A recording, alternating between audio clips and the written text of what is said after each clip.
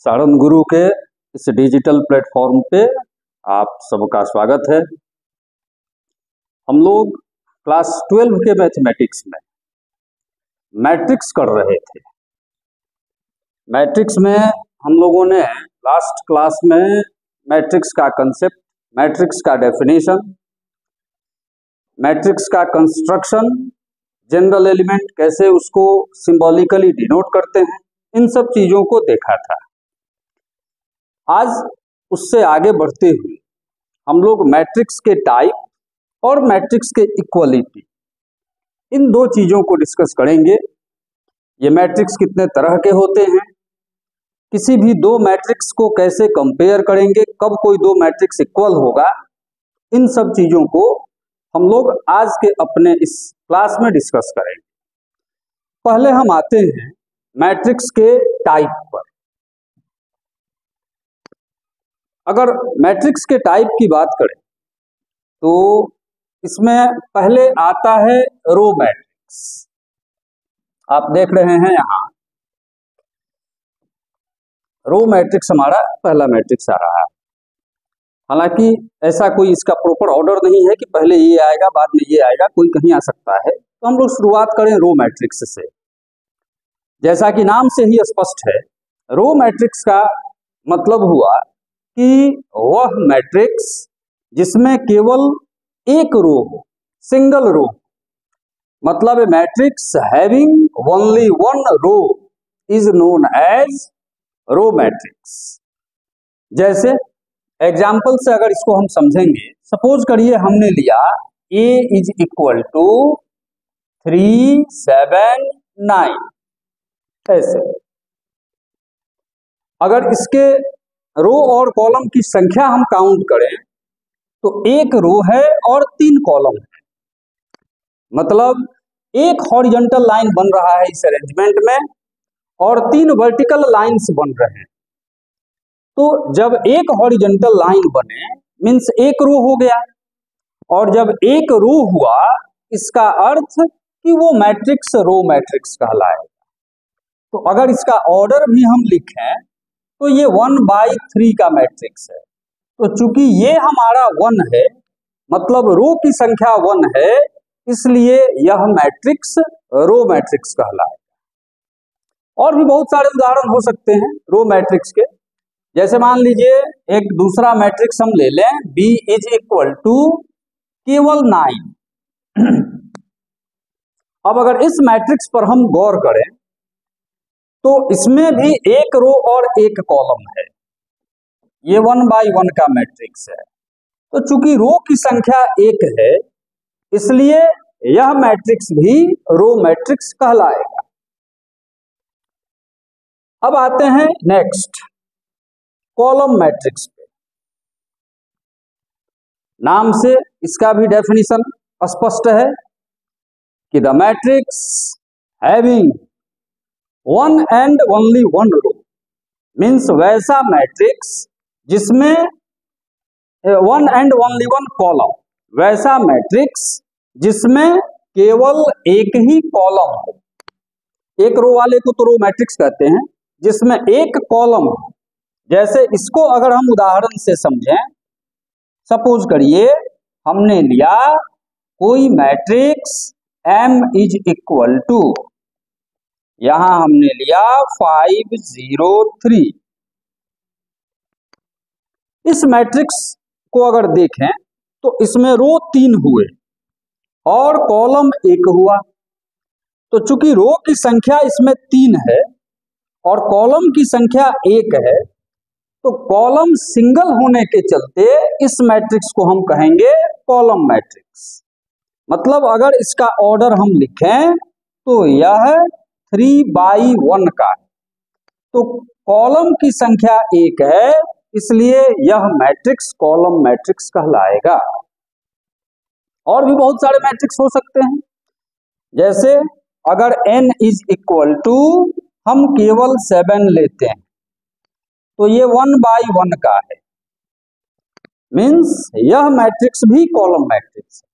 अर्थात ये जो सिंगल एलिमेंट का मैट्रिक्स दिया हुआ रहे अगर, तो बहुत सारे नेचर का हो सकता है, जैसे ये रो मैट्रिक्स भी होगा, ये कॉलम मैट्रिक्स भी होगा, ये स्क्वायर मैट्रिक्स भी होगा, बहुत सारे तरह का हो सकता है। तो ये मैट्रिक्स हमारा कॉलम मैट्रिक्स है। कॉलम मैट्रिक्स के लिए हमको केवल इस बात का ध्यान रखना होता है कि उस दिए गए मैट्रिक्स में कॉलम की संख्या 1 हो, बस। चाहे रो की संख्या कितनी भी हो, इससे कोई फर्क नहीं पड़ता। तो ये हमारा हुआ कॉलम मैट्रिक्स। अब आते हैं नेक्स्ट मैट्रिक्स पे। नेक्स्ट मैट्रिक्स हमारा है स्क्वायर मैट्रिक्स। तीसरा ये कहलाएगा, स्क्वायर मैट्रिक्स को अगर हम डिफाइन करें, नाम से भी स्पष्ट है इसकी परिभाषा, कि जो स्क्वायर के शेप में हो।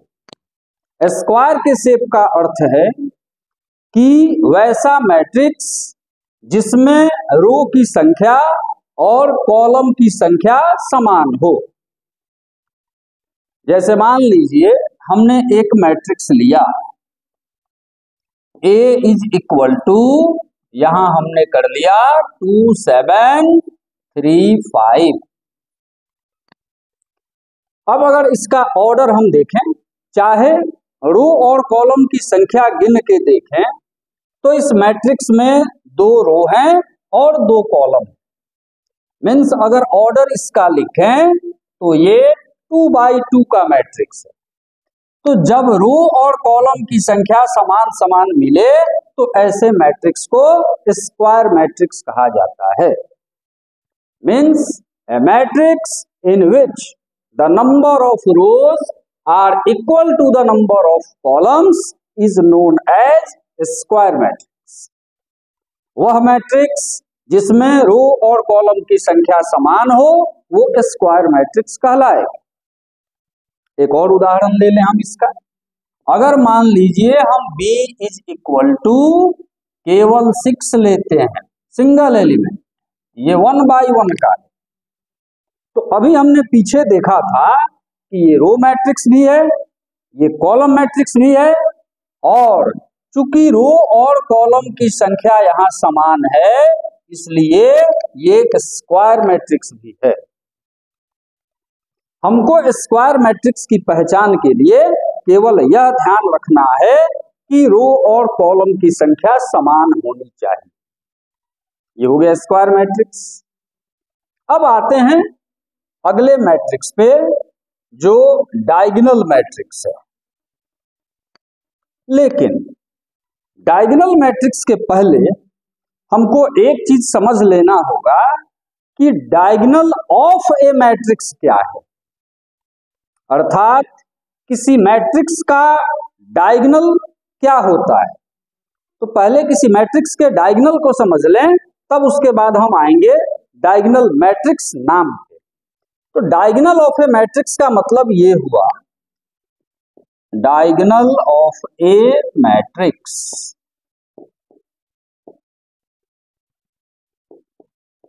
पहले इसको हम देख लेते हैं। मान लीजिए हमने एक मैट्रिक्स लिया, A इज इक्वल टू 2 3 5 6 4 0 3 1 7। ये हमारा 3 by 3 का मैट्रिक्स है, मतलब ऑर्डर 3 का मैट्रिक्स है। इसमें 2 डायगोनल्स बन रहे हैं, एक इसको लेके 2 4 एंड 7 को लेके, और एक डायगोनल ऐसे बन रहा है 5 4 और 3 को लेके। तो डायगोनल बेशक इसमें 2 हैं, लेकिन इसका प्रिंसिपल डायगोनल उसको मानते हैं जो ये वाला डायगोनल होता है, यहां वाला। इसको कैसे याद रखेंगे? तो जिस एलिमेंट को लेके हम मैट्रिक्स को लिखना प्रारंभ करते हैं, उस एलिमेंट को लेते हुए जो डायगोनल बने वो डायगोनल इसका प्रिंसिपल डायगोनल या केवल डायगोनल कहलाता है। तो डायगोनल का अर्थ हम सीधे सीधे समझेंगे, ये वाला डायगोनल, मतलब अपर लेफ्ट कॉर्नर से जो डायगोनल बनता हो वो वाला डायगोनल आपका डायगोनल कहलाएगा किसी भी मैट्रिक्स का। तो इस बात का हम ध्यान रखें। एक बात और इसमें आती है कि यह डायगोनल किसी स्क्वायर मैट्रिक्स में ही फॉर्म होगा, किसी नॉन स्क्वायर मैट्रिक्स में डायगोनल फॉर्म नहीं होगा। जैसे एग्जांपल के लिए एक दूसरा मैट्रिक्स अगर हम ले लें, B is equal to 7 2 1 and 5 4 3। अब इसमें अगर आप डायगोनल बनाने की कोशिश करिएगा तो ये कॉर्नर टू कॉर्नर नहीं जाएगा, ये अलग निकल जा रहा है। लेकिन स्क्वायर मैट्रिक्स में अगर आप डायगोनल बनाइएगा तो वो एग्जैक्टली कॉर्नर टू कॉर्नर मिलेगा। इसीलिए डायगोनल जब भी डिटरमाइन करेंगे किसी मैट्रिक्स का तो वो स्क्वायर मैट्रिक्स में ही करेंगे। डायगोनल जब भी खोजेंगे स्क्वायर मैट्रिक्स में ही खोजेंगे, नॉन स्क्वायर मैट्रिक्स में डायगोनल नहीं मिलेगा। तो जब भी डायगोनल की बात हम करेंगे यह तय है कि वहां दिया गया मैट्रिक्स स्क्वायर मैट्रिक्स ही होगा। अब हम इसके बाद आते हैं डायगोनल मैट्रिक्स के डेफिनेशन पे। डायगोनल ऑफ ए मैट्रिक्स आप समझ चुके हैं। अब आते हैं डायगोनल मैट्रिक्स क्या होता है।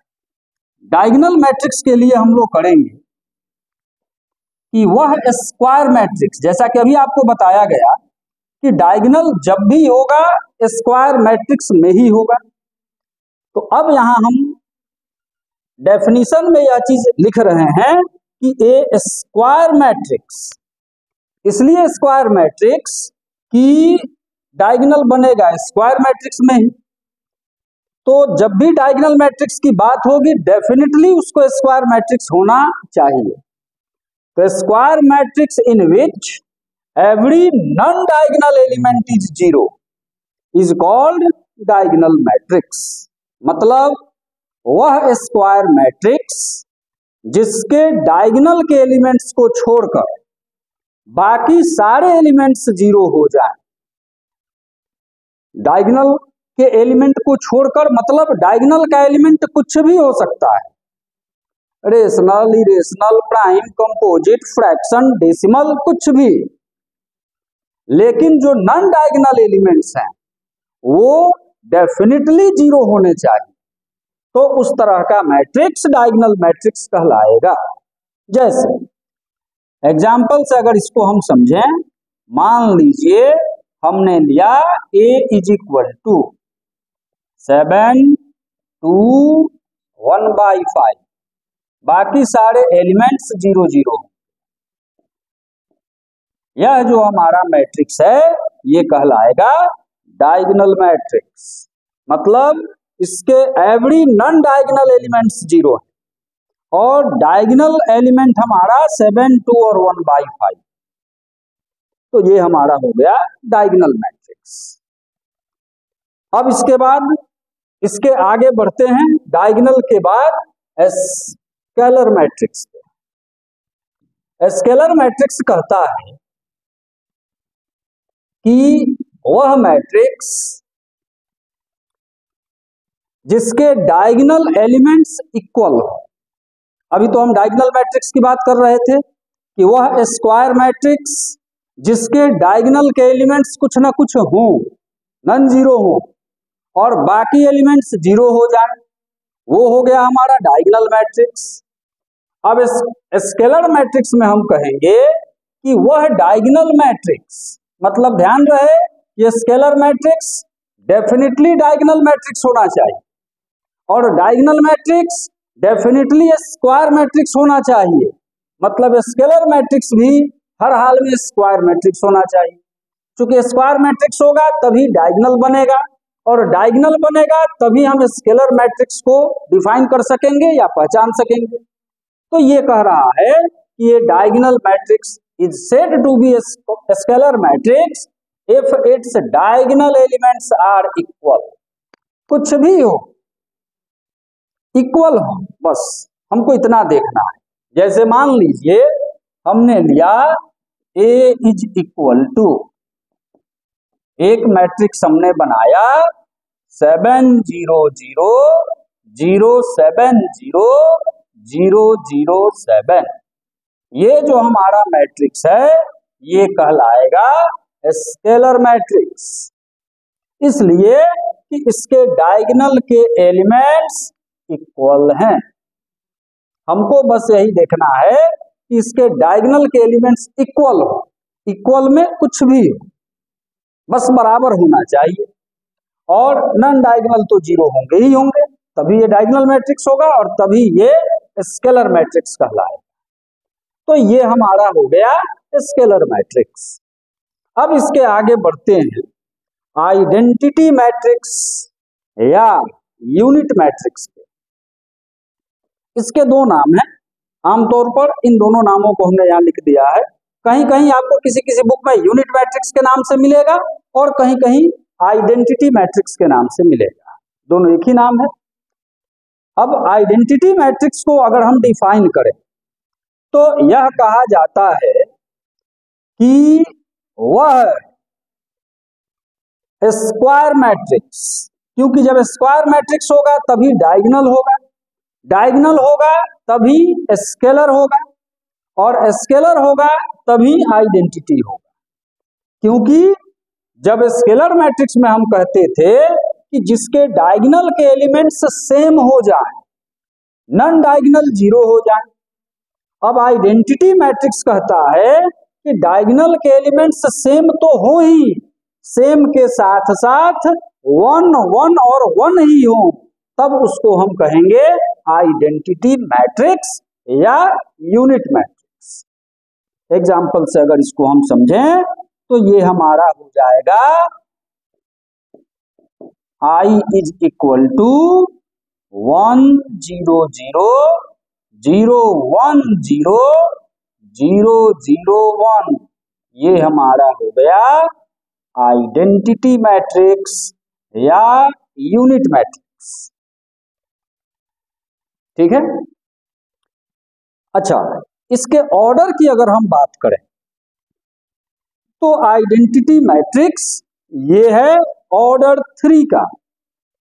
ऑर्डर 3 का मतलब 3 बाई 3 का। एक चीज और आपको हम बता दें यहाँ कि इसमें 3 रो और 3 कॉलम है, तो इसका ऑर्डर हो गया 3 बाई 3। अब अगर ये दोनों चीजें समान रहे, मतलब स्क्वायर मैट्रिक्स के केस में हम 3 बाई 3 का न कह के केवल यह भी कह सकते हैं कि this matrix is of order 3, यह मैट्रिक्स ऑर्डर 3 का, या कोई मैट्रिक्स ऑर्डर 2 का है। हम स्क्वायर मैट्रिक्स के केस में ऐसा कह सकते हैं। अब चूंकि नॉन स्क्वायर मैट्रिक्स अगर होगा तो ये दोनों नंबर्स डिफर करेंगे, तो इसको हम उस तरह से नहीं एक्सप्रेस कर सकते हैं, लेकिन स्क्वायर मैट्रिक्स के केस में हम यह कह सकते हैं कि यह ऑर्डर 3 का है। एक दूसरा अगर हम ले लें, ऑर्डर 2 का आइडेंटिटी मैट्रिक्स अगर ले लें तो ये हो जाएगा 1 0 0 1। ये हमारा स्क्वायर मैट्रिक्स ऑर्डर 2 का है, मतलब ये 2 बाई 2 का है। ऐसे है। अब एक चीज और आप गौर करेंगे, बाकी मैट्रिसेज को हम अलग अलग अल्फाबेट से डिनोट करते रहे हैं, ए से, बी से, एम से, एन से, पी से, क्यू से, लेकिन आइडेंटिटी मैट्रिक्स को हम आई से डिनोट कर रहे हैं। इसका कारण यह है कि इन जनरल, सामान्यतया हम आइडेंटिटी मैट्रिक्स को इसके फर्स्ट अल्फाबेट आई से डिनोट करते हैं, ताकि एक इसमें स्पेसिफिकेशन है कि इसके डायगोनल के सारे एलिमेंट 1 1 ही होने चाहिए। तो अगर कहीं भी आई लिखा रहे तो उससे यह स्पष्ट हो जाए कि यह आइडेंटिटी मैट्रिक्स के लिए सिंबल है। तो हम कहीं भी अगर आइडेंटिटी मैट्रिक्स हमको मिलता है लिखने को, तो उसको सिंबॉलिकली हम आई से डिनोट करें। बाकी सारे मैट्रिक्स के लिए हम कोई नोटेशंस इस्तेमाल करें, कोई बात नहीं, लेकिन आमतौर पर आई से यूनिट मैट्रिक्स या आइडेंटिटी मैट्रिक्स को डिनोट करते हैं। इसको यूनिट मैट्रिक्स भी कहा जाता है, ध्यान रहे।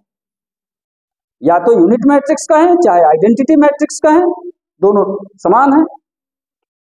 अब इसके बाद हम आगे बढ़ते हैं। हमारा एक मैट्रिक्स रह गया और जीरो मैट्रिक्स या नल मैट्रिक्स, जीरो या नल कोई भी कहा जा सकता है। तो ये मैट्रिक्स हमारा हो गया जीरो मैट्रिक्स। इसका डेफिनेशन कहता है कि ये मैट्रिक्स, यहां ध्यान रखिएगा, ए मैट्रिक्स मतलब यह आवश्यक नहीं है कि जीरो मैट्रिक्स या नल मैट्रिक्स स्क्वायर मैट्रिक्स हो, कोई जरूरी नहीं है। ये स्क्वायर मैट्रिक्स भी हो सकता है और नन स्क्वायर मैट्रिक्स भी हो सकता है। इसीलिए इसके बारे में कहा गया है कि ये matrix each of whose elements is zero, means वह मैट्रिक्स जिसके सारे के सारे एलिमेंट्स जीरो हों वो जीरो मैट्रिक्स या नल मैट्रिक्स कहलाता है। जैसे एग्जाम्पल से इसको अगर हम समझें तो मान लीजिए हमने लिया O इज इक्वल टू 0 0 0 0, ये हमारा जीरो मैट्रिक्स है। लेकिन आपको पहले ही बता दिया गया कि कोई जरूरी नहीं है कि ये स्क्वायर मैट्रिक्स ही हो, ये नन स्क्वायर भी हो सकता है।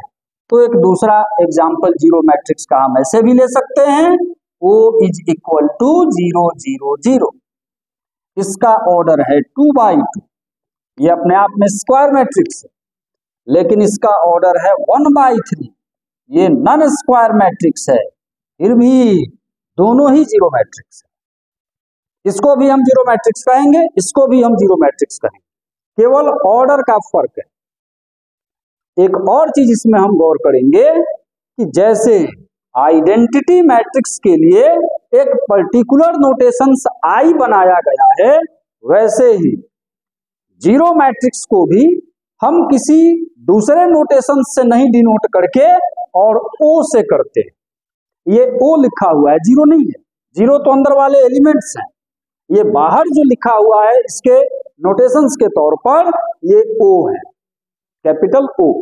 तो इसलिए यह भी बात हमारे दिमाग में रहे कि जीरो मैट्रिक्स को आमतौर पर अल्फाबेट ओ से डिनोट करते हैं तथा आइडेंटिटी मैट्रिक्स को आमतौर पर अल्फाबेट आई से डिनोट करते हैं। तो इन दो चीजों को हम गौर करेंगे। यह हमारा किसी भी ऑर्डर का हो सकता है, जैसे O इज इक्वल टू 0 0 0 0 0 0 0 0 0, ये भी हमारा जीरो मैट्रिक्स है। ये ऑर्डर 3 का है, मतलब 3/3 का है। केवल अगर O इज इक्वल टू 0 डाल दें तो भी हमारा ये जीरो मैट्रिक्स है, एक ही एलिमेंट जीरो है फिर भी, चूंकि जीरो मैट्रिक्स का डेफिनेशन है कि a matrix each of whose elements is zero. तो जब एक ही एलिमेंट है तो प्रत्येक एलिमेंट जीरो हुआ ही, इसका अपने आप में वो प्रत्येक है, तो इसलिए यह भी जीरो मैट्रिक्स है।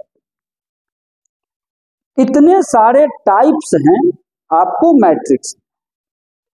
अब हम समझते हैं कि मैट्रिक्स के टाइप से आप वाकिफ हो गए हैं, अब इसमें कहीं कोई टाइप्स को समझने में दिक्कत नहीं होगी। अब एक कदम आगे बढ़ावें इसमें और हम आते हैं मैट्रिक्स के कंपैरिजन, मतलब किसी भी दो मैट्रिक्स को कैसे कंपेयर करें, उसको हम लोग आमतौर पे कंपेरेबल मैट्रिक्स भी कहते हैं। तो इसमें हमको देखना है कि कोई दो मैट्रिक्स कब कंपेरेबल होता है, कब उसकी तुलना हम आपस में कर सकते हैं, कब उसका कंपैरिजन कर सकते हैं। तो कंपेरेबल तभी होगा कोई दो मैट्रिक्स जब दोनों का ऑर्डर सेम हो। जाहिर सी बात है, जब ऑर्डर सेम होगा तभी हम उसके करस्पॉन्डिंग एलिमेंट को कंपेयर कर पाएंगे, A11 को A11 से, A12 को A12 से। मान लीजिए एक में A12 हो और दूसरे में A12 हो ही नहीं, तो फिर कंपेयर नहीं हो सकेगा। तो इसीलिए दोनों का ऑर्डर सेम होना चाहिए कंपेरेबल होने के लिए। अब उसके आगे बात आती है इक्वलिटी, अवयवों की समानता। कोई भी दो मैट्रिक्स या कोई भी दो अवयव किन परिस्थितियों में समान कहलाएगा। तो इक्वलिटी में का कंडीशन हम यह ध्यान रखेंगे कि टू में कोई भी दो मैट्रिक्स ए और B, two matrices A and B are said to be equal if पहला कंडीशन ये है इक्वलिटी के लिए कि दोनों का ऑर्डर समान होना चाहिए। ऑर्डर सेम रहेगा तभी हम कंपेयर करके देख सकेंगे। तो if they are of same order, दोनों सेम ऑर्डर के, तथा दूसरा कंडीशन है, ये तो हुआ कि ऑर्डर दोनों के सेम होने चाहिए। दूसरा कंडीशन ये है कि दोनों के करस्पॉन्डिंग एलिमेंट्स भी सेम होने चाहिए। The corresponding elements must be same. ये दोनों क्राइटेरिया को जो भी फुलफिल करेगा वो सारे मैट्रिक्स इक्वल मैट्रिक्स कहलाएंगे। जैसे एग्जांपल के लिए हम ले लें, मान लीजिए हमने लिया यहां पे A इज इक्वल टू 7 2 5 1, इस तरह से कहा जाए कि इसका एक इक्वल मैट्रिक्स आप लिखिए। तो इस पहले तो they are of same order, दोनों सेम ऑर्डर के होने चाहिए। तो इसका इक्वल मैट्रिक्स हम जब भी लिखेंगे तो वो भी 2/2 का ही होगा, क्योंकि यह हमारा दिया गया मैट्रिक्स 2/2 का है, तो वह भी 2/2 का होगा। अब इसके बाद सेकंड क्राइटेरिया इसका है कि the corresponding elements must be same, means A11 के बराबर होना चाहिए, A12 के बराबर होना चाहिए, A21 के बराबर होना चाहिए, और A22 के बराबर होना चाहिए। यहां A11 7 है, तो 7 का इक्वल करस्पॉन्डिंग एलिमेंट 7 ही होगा। 7 के बराबर कोई दूसरा नंबर नहीं हो सकता, 7 ही होगा। 2 के बराबर 2 ही होगा, 5 के बराबर 5 ही होगा, 1 के बराबर 1 ही होगा। मतलब इस 7 2 5 1 के बराबर का अगर कोई मैट्रिक्स हम लिखें तो 1 and only 1 7 2 5 1 ही होगा। अब इसका इस्तेमाल हम कैसे करेंगे, ये तो क्लियर है कि कोई भी दो मैट्रिक्स तभी इक्वल होंगे जब एग्जैक्टली सेम हो जाए, मतलब उसके करस्पॉन्डिंग एलिमेंट्स भी सेम हो जाए और उसका ऑर्डर भी सेम हो जाए। इस्तेमाल इसका हम इस तरह से करेंगे कि आपको कहीं कहीं क्वेश्चन में दे देगा, कहेगा कि कुछ वेरिएबल्स इसमें अंदर दिखेंगे आपको, और उसको किसी दूसरे मैट्रिक्स से इक्वेट कर देगा और तब कहेगा कि उन वेरिएबल्स का वैल्यू निकालें। जैसे मान लीजिए हम इसमें लेते हैं,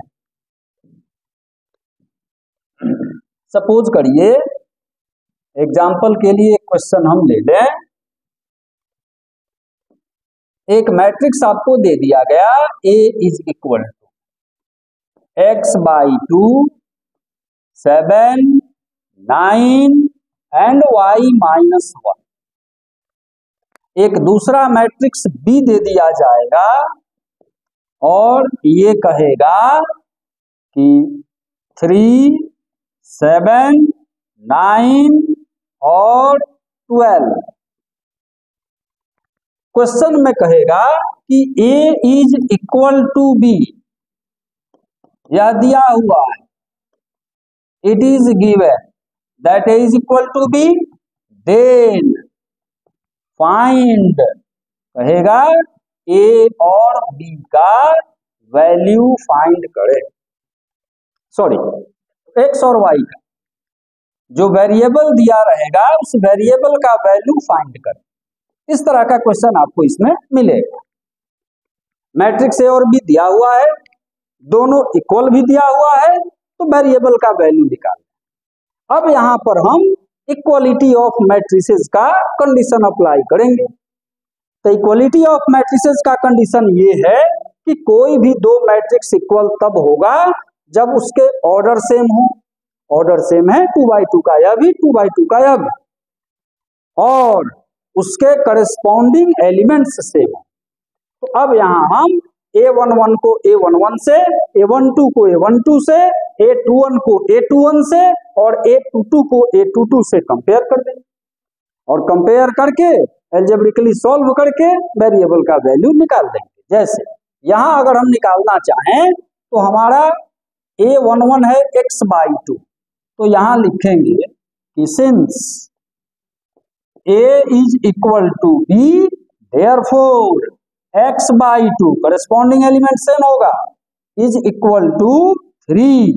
इसका मतलब हुआ x इज इक्वल टू 6।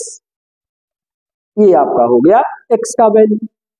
अब A12 के बराबर ऑलरेडी है ही 7 और 7। फिर A21 पर आते हैं तो 9 और 9 ये दोनों ऑलरेडी दिया हुआ है कि इक्वल है। A22 पे आते हैं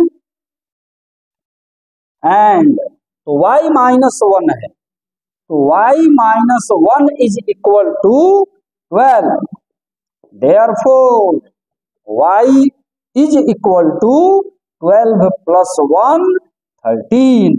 यही हमारा x और y का वैल्यू हो गया। तो इक्वलिटी ऑफ मैट्रिसेस को हम इस तरह से इस्तेमाल करते हैं।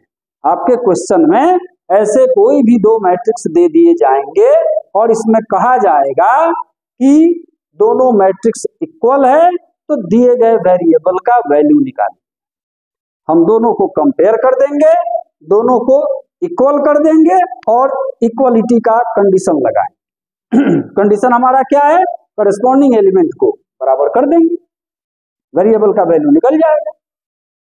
अब आपका एक और क्वेश्चन अगर हम लेते हैं इसमें, तो इसको हम डिस्कस कर दें।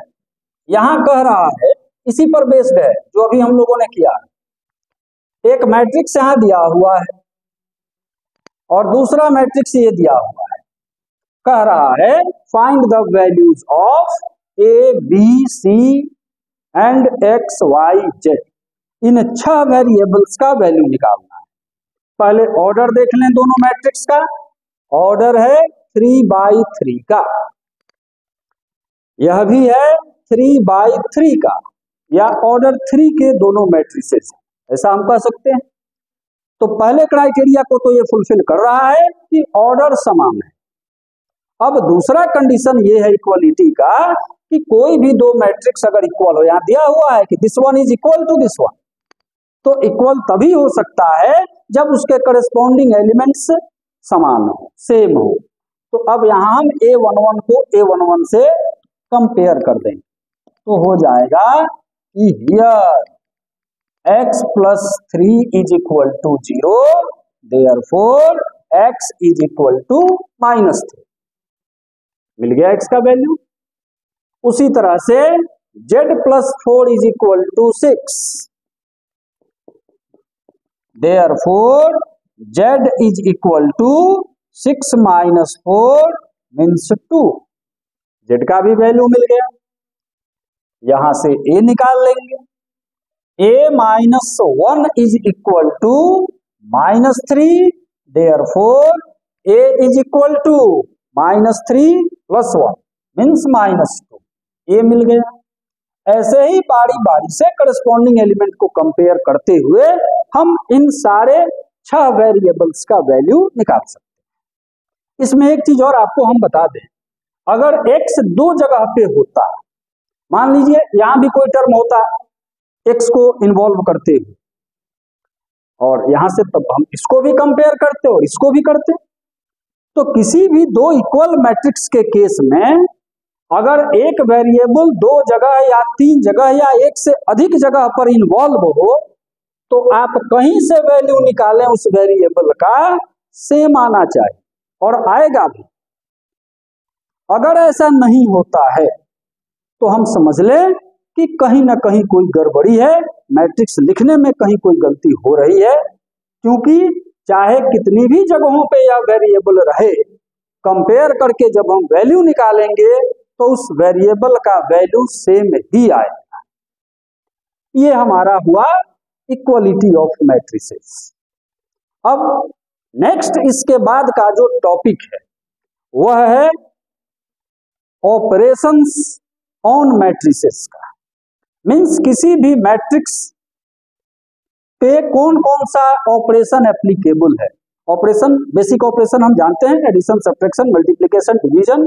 तो इन सारी चीजों को हम कैसे किसी मैट्रिक्स पे अप्लाई करते हैं, मतलब किसी दो मैट्रिक्स को कैसे हम आपस में ऐड करेंगे, सब्ट्रैक्ट करेंगे, मल्टीप्लाई करेंगे, डिवाइड करेंगे, फिर उनकी प्रॉपर्टीज कौन कौन सी हैं। तो इन सारे चीजों को हम फिर अब नेक्स्ट क्लास में डिस्कस करेंगे। आज इतना ही छोड़ते हैं। आप इस पर बेस्ड कुछ एक्सरसाइज अपने से करेंगे। अगर कहीं कोई डाउट हो आप उसको कमेंट करिए, उस डाउट को क्लियर करके और तब उसके बाद हम लोग आएंगे next topic operations on matrices पर। आज के लिए इतना ही, धन्यवाद।